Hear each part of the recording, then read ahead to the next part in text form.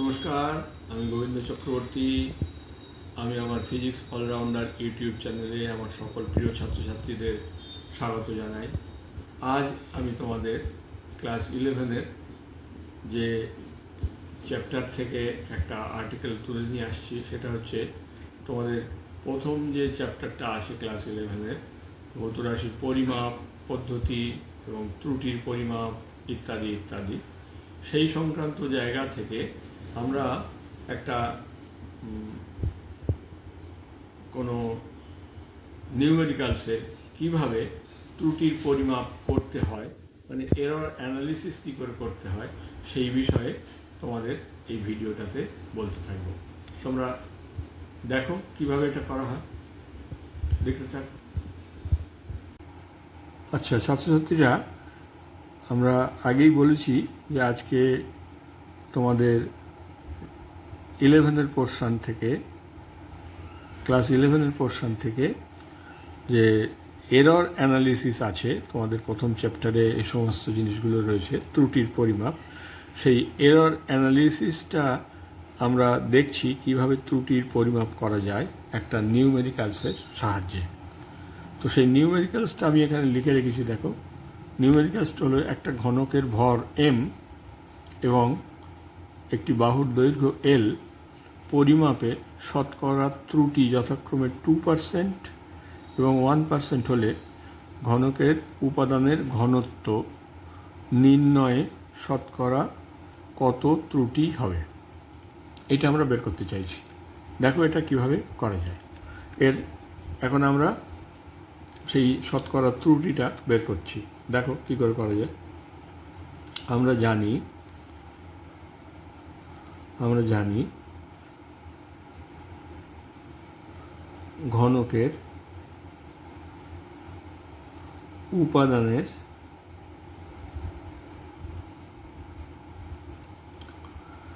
ঘনত্ব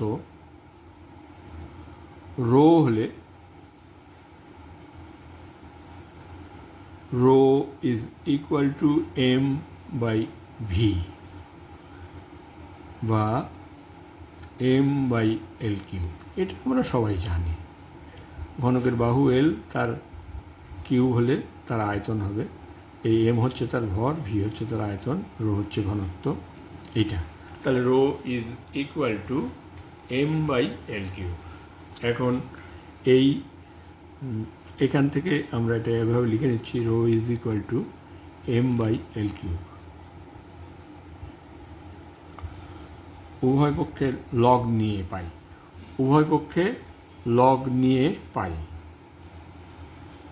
log rho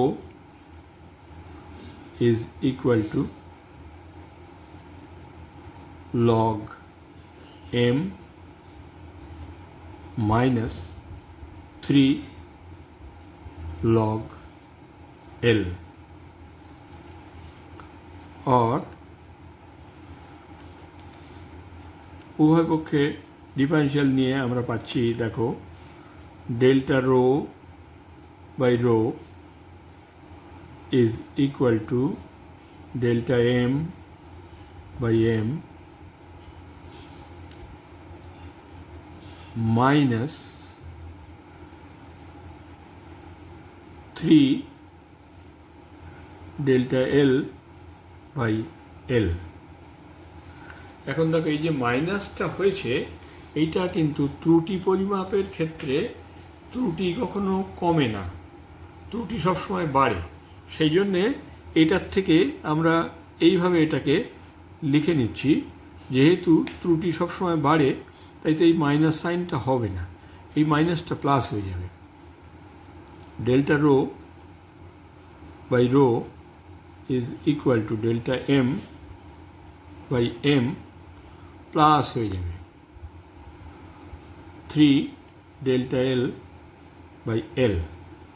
কেন না, যেহেতু ত্রুটি সবসময় বাড়ে, নোটটা দিয়ে দিলাম, যেহেতু ত্রুটি সর্বদাই বাড়ে,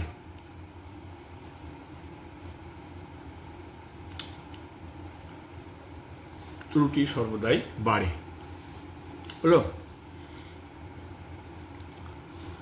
এখন বা এই শতকরা হিসাবে যদি যাই তাহলে delta rho by rho into 100 আমাদের এই ঘনত্ব পরিমাপের শতকরা ত্রুটি এইটা বের করতে হবে। না this is equal to what? না delta m by m into 100 plus 3 delta l by l into 100। আমাদের প্রশ্নে দেওয়া আছে delta m by m into 100 হচ্ছে 2%, এই plus 3 into delta l by l into 100 হচ্ছে 1%, ইকুয়াল টু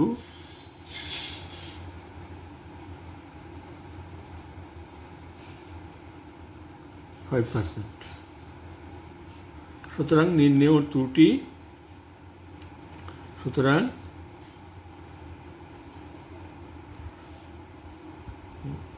ঘনত্ব নির্ণয়ে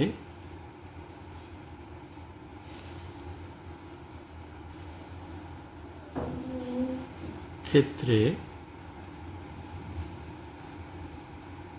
নির্ণেয় ত্রুটি delta rho by rho into 100 is equal to 5%। এটাই হলো অ্যান্সার। ঠিক আছে?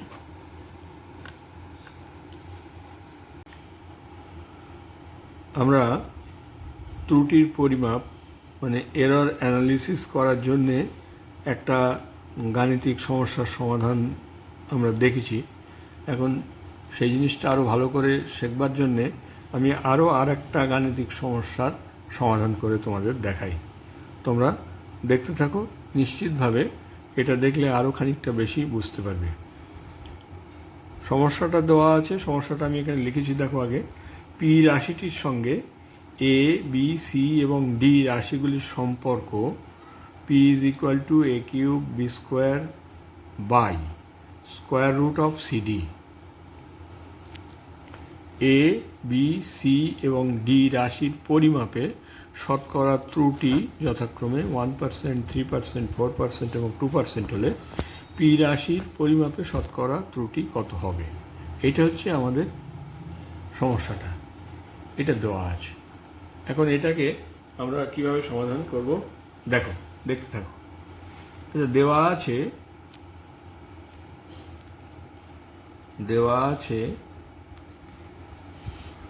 P is equal to a cube b square by square root of c d, এরকম দেওয়া আছে। এইটা আগের মতো এর দুদিকে লগ নিয়ে, তারপরে ত্রুটি যেহেতু সবসময় বাড়ে তাই এই নিচে এই ভগ্নাংশটার নিচে যেটা রয়েছে হরে যে square root of C D, এটা হিসাব মতো মাইনাস মাইনাস হয়ে আসার কথা, যে এই লগ নেব। Log P is equal to 3 log a plus 2 log b minus half log C minus half log D, এরকম হবে। তো সেটা আমরা ওই মাইনাসটাকে সর্বোচ্চ ত্রুটি পরিমাপের ক্ষেত্রে প্লাস করতে হয় বলে আমরা সেটাকে প্লাস হিসাবে লিখে ফেলতে পারি। তো সেটাকে ওটা লিখছি না, ওটা আমরা আগের অঙ্কের স্টেপে ওটা দেখিয়েছি। সেই জন্য একবারে আমরা উভয় পক্ষের ডিফারেন্সিয়াল করে যেটা পাই সেইটা একবারে লিখে দিচ্ছি। দেখো, সেইটা একবারে লিখে দিচ্ছি। এখান থেকে আমরা বলছি delta P by P is equal to 3 delta A by A plus 2 delta B by B plus half delta C by C plus half delta D by D. এখন শতকরা ত্রুটির ক্ষেত্রে আমরা এটাকে এভাবে লিখতে পারি। আমাদের চাওয়া হয়েছে শতকরা ত্রুটি, সুতরাং আমাদের বের করতে হবে delta P by P into 100। This is equal to, দেখো খুব সহজেই এটা সবাই বুঝতে পারছো যে delta A by A into 100 plus 2 into delta B by B into 100 plus half into delta c by c into 100 plus half into delta d by d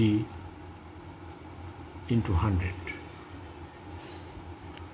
অতএব নির্ণেয় শতকরা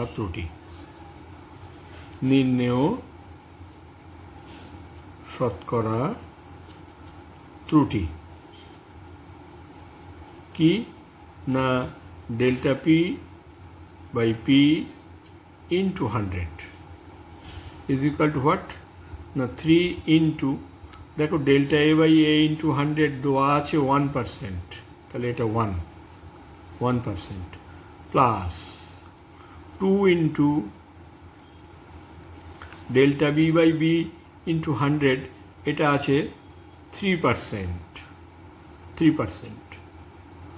plus half into delta C by C into 100 দেওয়া আছে 4%, তাহলে 4% plus half into delta D by D into 100 দেওয়া আছে 2%, তাহলে into 2% equal to what 3 plus 6